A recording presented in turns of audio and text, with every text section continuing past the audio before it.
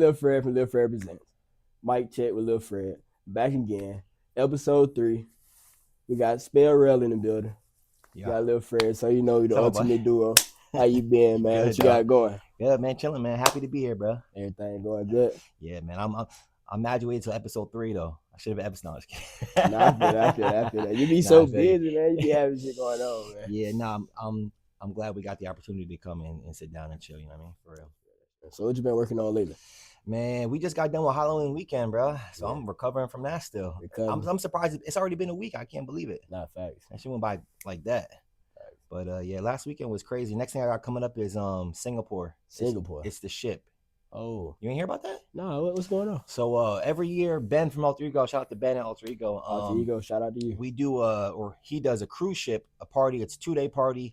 It leaves from Singapore, and then it goes around and then comes back after 2 days. But I'm there hosting a couple different events on the ship. So I fly out on November 15th to go be in Singapore and host on a cruise ship. It'll be a new experience for me. So I'm excited for it. Nah, you ain't need to send me no invite. It's cool. It's cool. It's Nah, he's been posting the flyers for it, but it is low-key kind of expensive to get a ticket out there and then a cabin, but it's worth it. It's fun. It's 2 days of like nonstop partying, bro.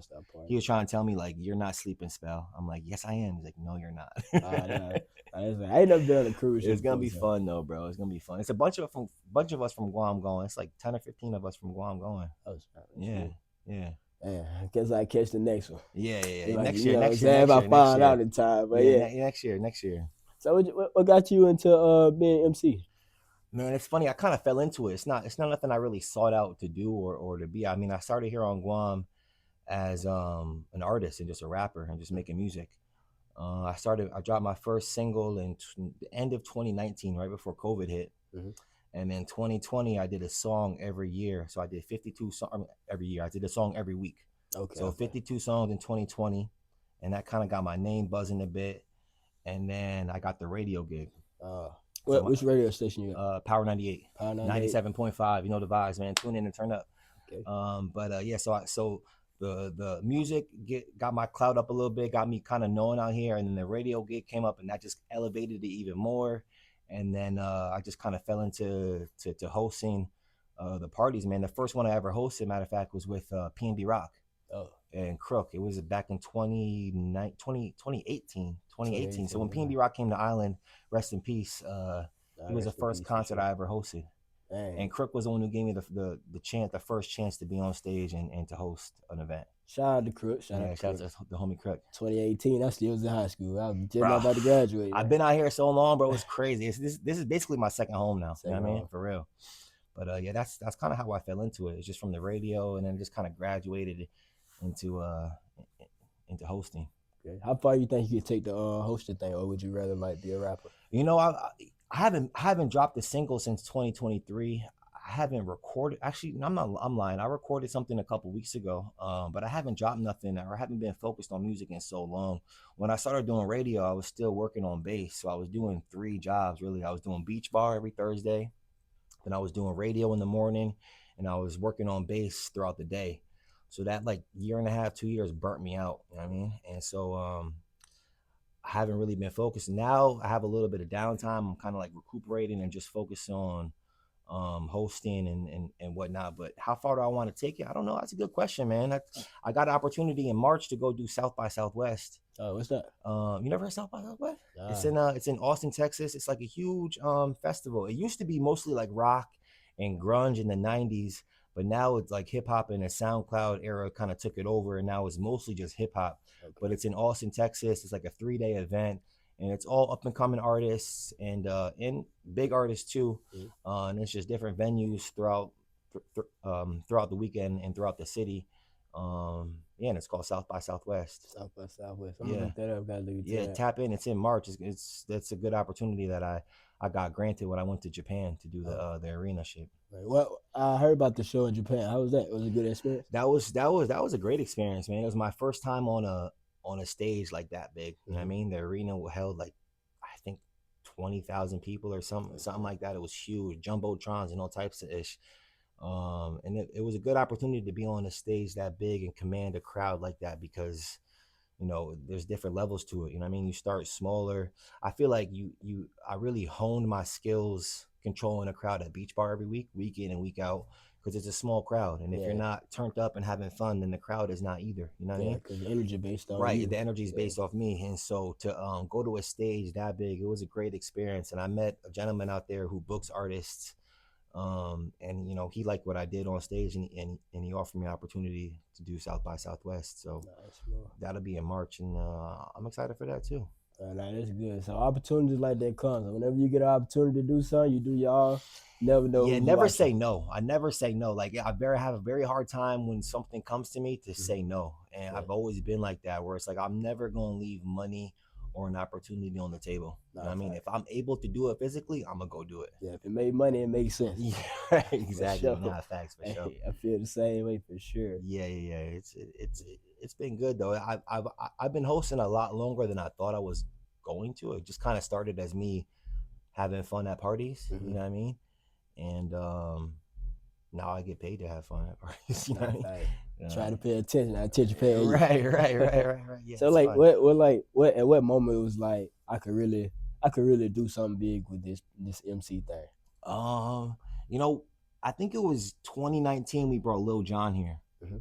And I think when that, well, honestly, no, from the jump, I knew that I was supposed to be on stage. So when the PNB Rock thing was happening, you know, Crook was one of the first people I met when I came to Guam. Yeah. And so we were homies, we kicking it. I was helping him promote the party. And we were going around the different stores, dropping flyers, you know, just promoting around the island. And then like a week before PNB Rock came, he just asked me, he's like, "You want to host it?" And I was like, "Yeah, I'm not gonna say no." I'm like, "Yeah, I'll do it." I'd never not doing nothing like that ever in my life. I wasn't on radio at the time. I would never been in front of a crowd, never been on stage. But he gave me the opportunity, and I was like, "Hell yeah, I'll do that shit." And so as soon as I got on stage, it was like you would think that you would be nervous and you would like stumble or fumble, but I got up there and it was just natural. It just came natural. Yeah, and I knew from that night that okay, I'm supposed to be doing something entertainment wise, something on stage, or it's just like I'm supposed to be up here. But I didn't know. I still don't know how far I could take it. You know what I mean? I feel like I've been making so many connections and doing it for a few years now, where it's the sky's the limit. I just gotta. If I leave Guam, I know I got connections now in Vegas. I got connections now in Thailand. I got connections now in PI. It's just how big do I want to take it? How far do I want to go with it?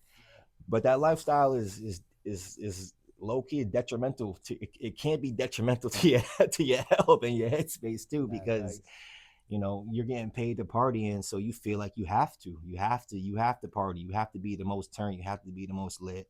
And if you don't have a good balance, it could definitely take you down. Yeah, take you down and I know, like when I first started, like, I didn't do the MC thing, but I was just promoting and doing my own events and stuff like that. When I was in school, it got to the point where I had my own day in 3 different clubs. But I was in the club from Sunday to Sunday. Right, and that could be, if you don't have self-control, that could be your downfall, bro. Because that's too much. You cannot go hard 3 days out the week and expect to still be normal and hold down a 9 to 5. Like I know you're in the military, so it's a hard thing to balance. Luckily, I've been able to do so effectively, but you know, it's to the point where I kind of almost feel like I have to choose right now what I want to do. You know what I mean? Yeah.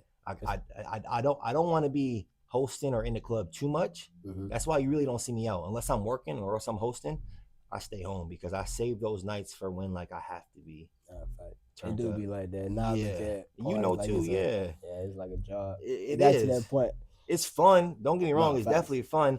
But if you're working and that's your job, it's like an excuse to go get fucked up and party and wild out. And sometimes if you don't have that self-control, it could start to be self-destructive. You know what I mean? That's real. Yeah. So like, at what point we talking to a young Spell right now? Young Spell, let's say 12 years old. Okay. 12-year-old young Spell. What did young Spell want to be when he grew up? Oh man, I think right at that time I was still on my hoop dream shit. Hoop dream. Yeah, bro. I was still balling at 12. I was on the court every day putting in work. Yeah, 12 years old that's at like 8th grade, 9th grade. Yeah, I still had hoop dreams at that time. Look, no. 12 years old? Yeah, 12 years old, like 12, like 7. 7th grade, okay, 7th, 8th grade, still, yeah, I was on some hoop dream shit, you know what I mean? Okay. But see, I didn't hit my growth. Now, right now I'm 6'4", but I didn't hit my growth spurt till like junior year of high school. Oh, damn. So at that time, I was still small. I was playing guard, point guard, shooting guard, and I remember high school came. I made the freshman team, but then I also started getting into like being around like the doughboys and stuff. You know what I mean? And so I kind of let that kind of fall by the wayside, and the hoop dreams kind of passed me by. But yeah, 12-year-old spell. I mean, shit. I mean, what was the question again? What you wanted to be like? Oh yeah, at that time, yeah, it was hoop dreams for sure. Yeah. Sure.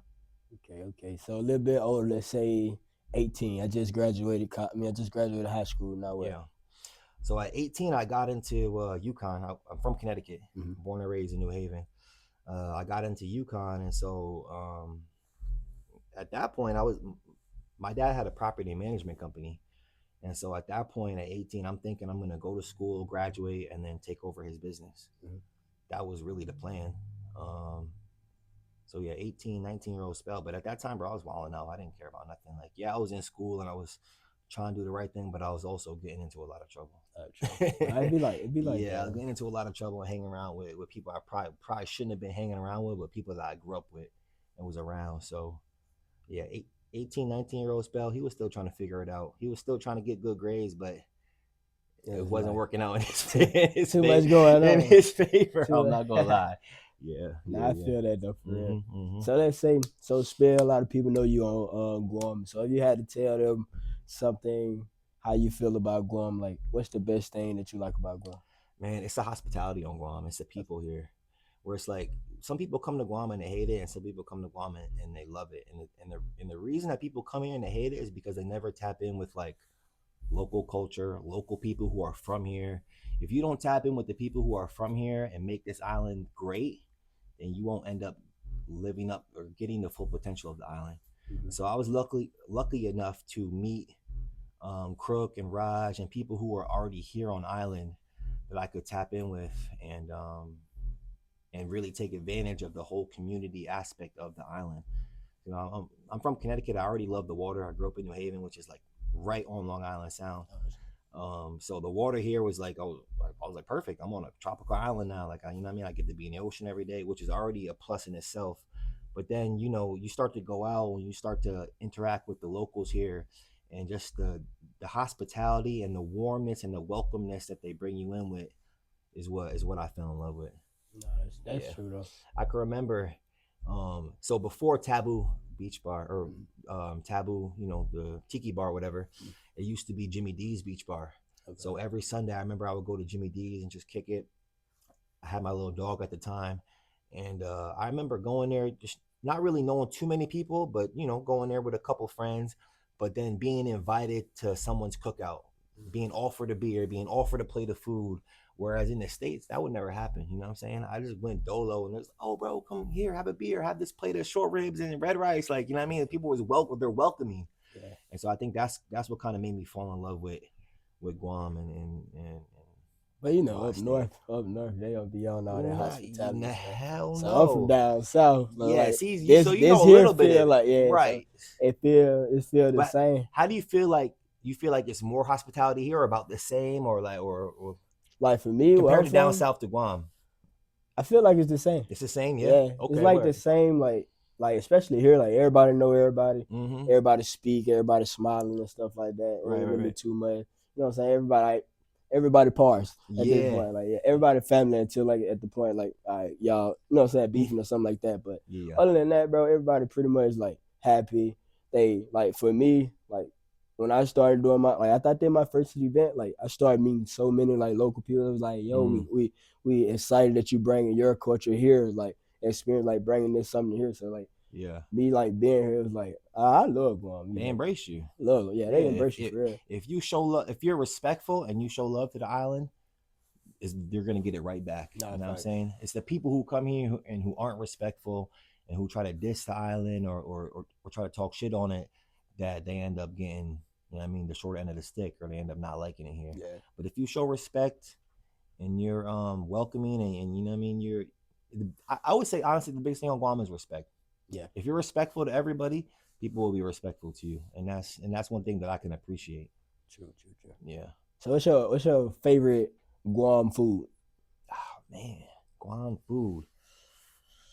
I don't know, man. I mean, I haven't tried anything on Guam that I don't like. There's no food on here that's like ew. All right, so let me rephrase it then. What you eat the most of? I would say probably like the short ribs. Short ribs. Yeah, probably short ribs, some red rice. Yeah, that shit goes down. And Kelligwin too. You can't forget about the Kelligwin. That's what I was gonna say. I was saying the Kelligwin. But have you had all types? They make deer Kelligwin, chicken Kelligwin. They make spam Kelligwin. They make shrimp, bruh. Every Kelligwin I try, actually, okay. So my favorite Kelligwin I would say is probably shrimp Kelligwin. But you gotta have the real like down south like local shrimp Kelligwin where they keep like the legs in it, so it's kind of crunchy a little bit. But yo, it's fire. Let me tell you, it's good. I gotta tell you. Yeah, you gotta tap in with that. Gotta tap in with that. I was trying to tell him, Sosa, that I'm taking him to like a real like down south fiesta. You should come with us. Yeah, I will. You know what I mean? Because you know Sosa be trying all the food and stuff. So I want him to try like a down south backyard fiesta where like the ates cook the food, and you know what I mean? And that good soul Guam food. Yeah, soul food, but Guam style. Yeah. Word. I feel it. Yeah. Cause I know we be having like potlucks on base and stuff like that. They'll bring the food. Right. Yeah, it would taste. It'd be good. It's good. Yeah. There's nothing on Guam that I tried that I haven't liked. For sure. It's just and you know, being here too, it's like heavily influenced by the Asian culture. So because Korea's right there, Japan's right there, they bring a lot of tourists and immigrants in PI too, where you get all that whole mixture of Asian culture is not really back east like that. So like that whole thing was new to me.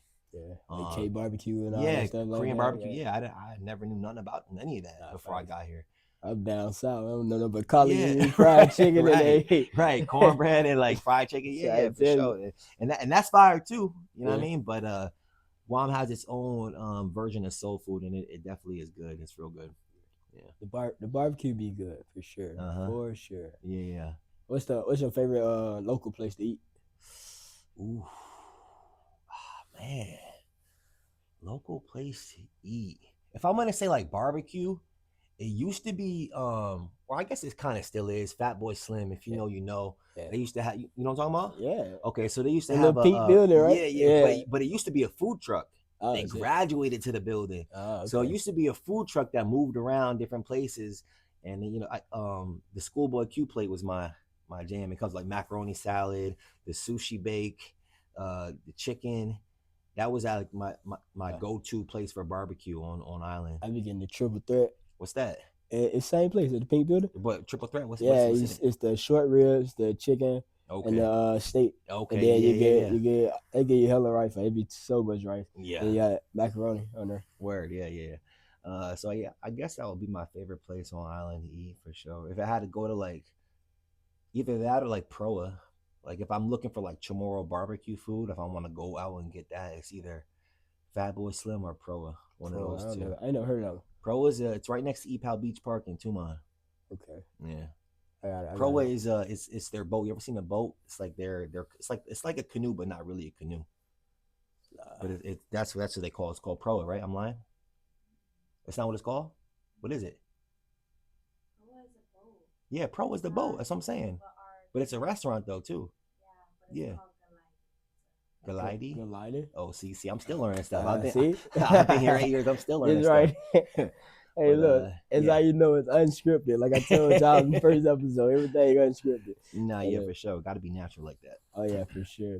So okay, we got the food out the way. Yeah. All right. So culturally, what's the culture like in Guam to you? Like, as far as like culture, you got the hospitality and stuff like that, but like culture, like for like down south, everybody play basketball, play football. Yeah. What's the culture? Here they're fighters. That's what they do here. Mm-hmm. They fight. And them boys are MMA'd out. They all do jujitsu. They all started out backyard brawling. Like how where I'm from is basketball. You know what I mean? Because everywhere has a basketball court. It's cheap. A ball is $8, $9, $10, whatever it is. Everyone's playing basketball. Here, everybody's boxing or doing jujitsu. And that's what the culture is here, which is cool. It's dope. It can get a little sketchy. Like I said, if you're disrespectful, it can get a little sketchy because the smallest motherfucker who you think can't fight or go ahead and knock somebody out who's my height. You know what I mean? So you got to be careful with the respect. But culturally, I would say their thing is definitely fighting, and you know, they got some UFC fighters that came out of here. Oh, so you got Trev Jones is UFC, okay, and then Ricky Camp also is a very talented fighter who came out of here.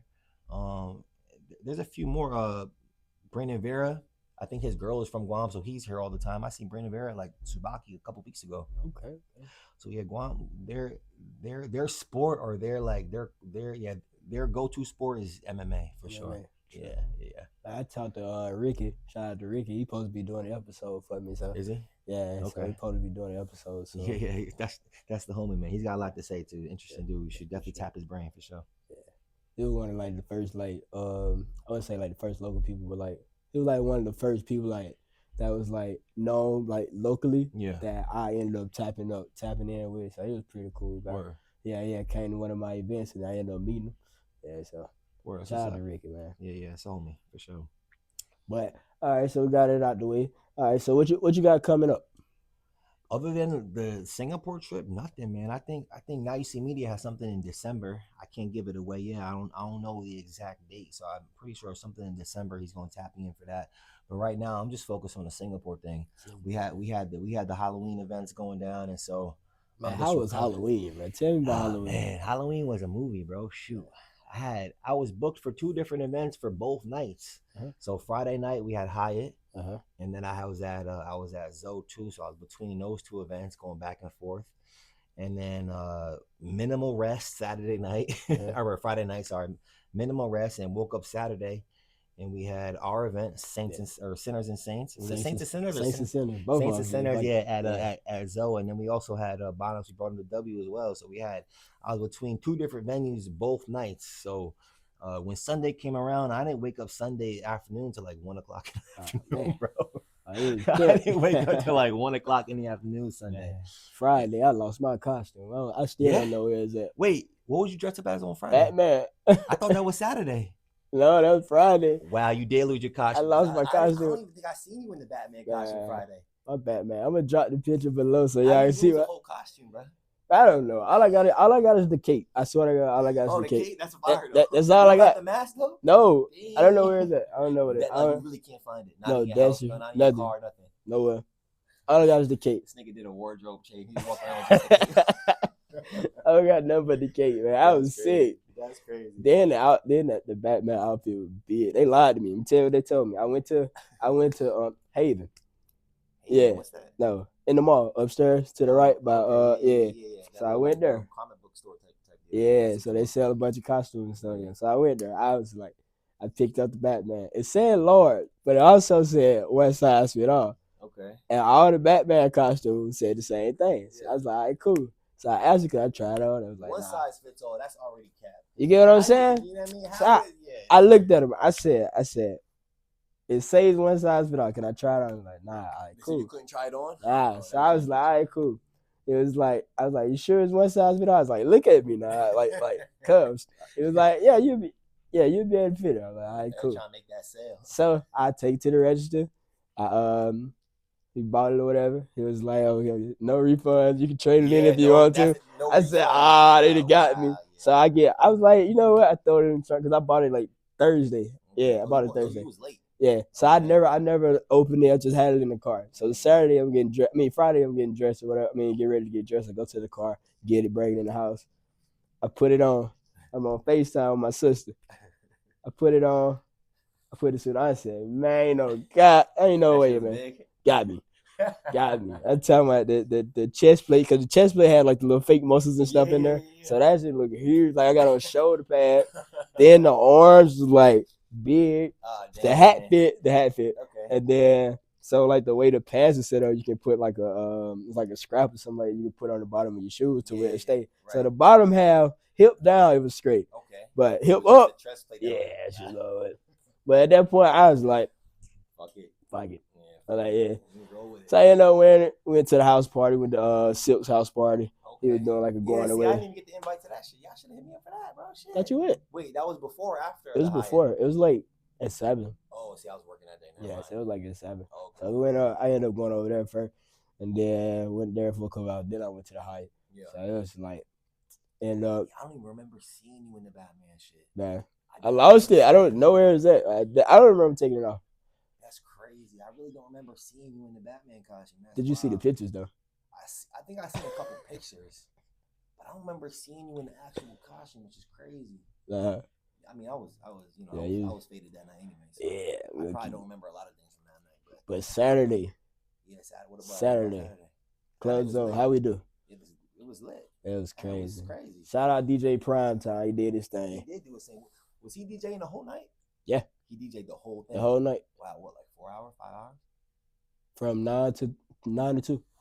Yeah, he did the whole thing. Oh wow, I didn't know that. Cause he came when I brought him here for Japan in July he did both events. So everybody was like, bring him back. So he out here now. So I was like, yeah, you gonna DJ. So I gave him the whole night. Wow. He did his thing. That's what's up. Yeah. Yeah, he didn't slow down at all because when I got there it was like 11, maybe a little bit after 11. Yeah. He had already. I didn't know he had already been DJing for 2 hours. Yeah. That's hard to do, bro. Nah, fact. Because to DJ for hours like that, you gotta like kind of plan out your set. You gotta save certain songs for later on in the night. Like, I was. Yeah, he had the thing right. Then you got there. Once we got there on the mic together. Yeah. So you wouldn't even, bruh, you wouldn't even know though. Like my first time ever been on the mic was my first party here. Oh, for real? Yeah, I never did the mic thing before. Okay. So like I be watching you, I be learning from you.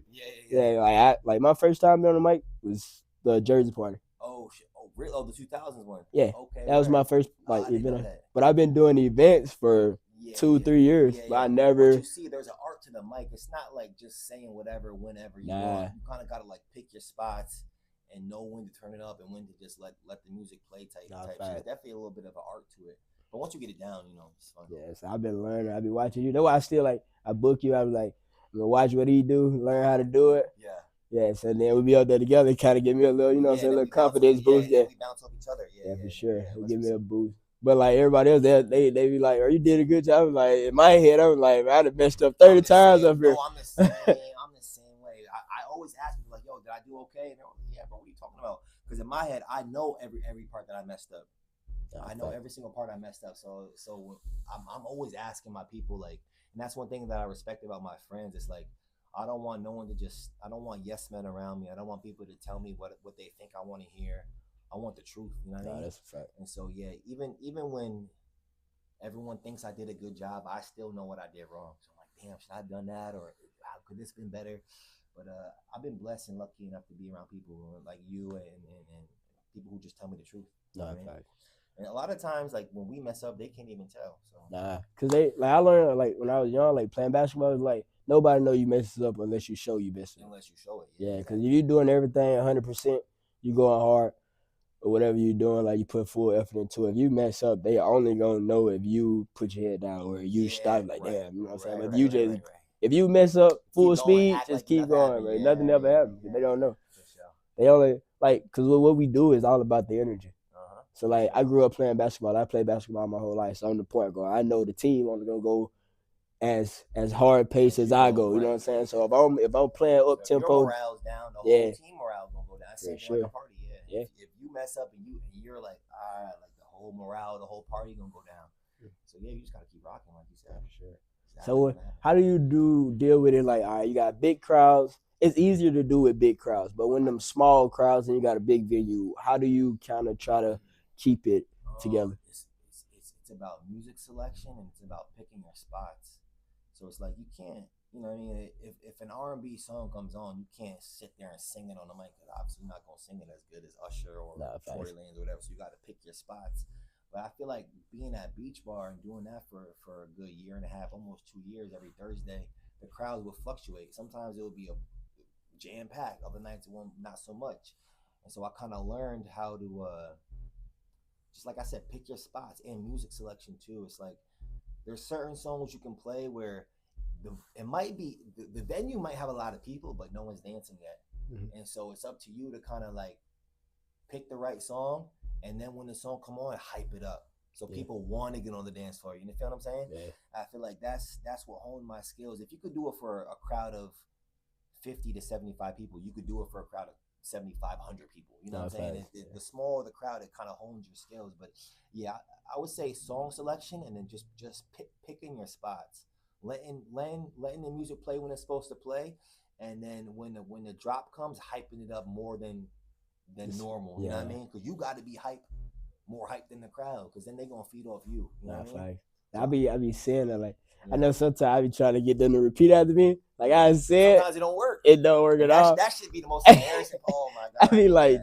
damn. I hate that. But like you said, when that stuff happens, you gotta just play it off. Yeah, fact. You just gotta play it off, because no one really remembers. They don't really care. But yeah, when you give the crowd instructions and they don't follow, that shit is demoralizing. I know one party. That shit is demoralizing. One event I did it. I think I did. I don't want to say it was the George Washington party. It wasn't out. It wasn't that. No, it was like one before. But I was like, if you ready something, but I was like, just say yeah, bro. Nobody said nothing. Yeah. Then I did it again. Nobody said nothing again. So I was like, you know what? Cut the music. No. I told them to cut the music. And then I said whatever I said. And then they finally listened. And then they returned. And then they dropped like Finito or something. And then they went out. I was like, all right, saved it. And I was like, damn. Like the first 2 times, I was like, damn. Yeah, that shit is demoralizing for sure. That shit will hurt your ego. But you gotta realize too that like no one's really paying attention as much as we're paying attention. Yeah. You know what I'm saying? So if they don't follow, it's because they're having fun already anyway. Yeah. And that's what I realized too. But yeah, that happens to me all the time. There's been times where like I cut the music off by accident. Yeah. That's the worst. When the music goes off and someone's got to figure out how to get it back on, whether it be a chord messed up or the volume down, whatever it may be, computer crash, hard drive crash. That like it may take a minute and a half, 2 minutes, 30 seconds. The DJ switch be crazy. Yes, but 30 seconds. 1 minute 30 don't sound like a long time. No. But if you're on the mic and there's no music playing, that's an eternity. It's a long time. That man rap so real. It's a long time to talk. And so I've had those instances too where like I'm just making stuff up on the fly. I start talking to the crowd. I start pointing out people and asking them questions and whatever else. And so those are the times where like you really learn, like you said, if you mess up and they know you mess up, then that's way worse than if you're just flubbing it and you just make it seem like it's nothing. Not bad. So yeah, there's definitely been humbling moments for sure. Yeah, for sure. But it's like the at the end of the party, after they had a good time, and people coming up to you like, "Oh, we had fun. We're in the next one." Right. Like that be the most like satisfying part of it all. Is like y'all had fun. Like I'm looking at the clips. Like I just got them when they picked them up. The flash drive. Yeah. Now I'm looking at the clips from Saturday. Hey, I'm gonna start dropping bloopers. Yeah, I got that. I want to see this. Then like people be sending me videos of like that they took. Man, that'll be fun. Like some stuff I can't even post, but it'd be like, man. But yeah, I really be enjoying like doing the party thing like that. That's so the main goal, as long as they have fun. Nah, for real. So if you had to lead them with some inspirational, what would you tell them? Oh man, I would say, man, trust in God, man. Follow God. Follow the path that He has for you. Talk to Him, build a relationship with Him, and you really can't go wrong. You know what I mean?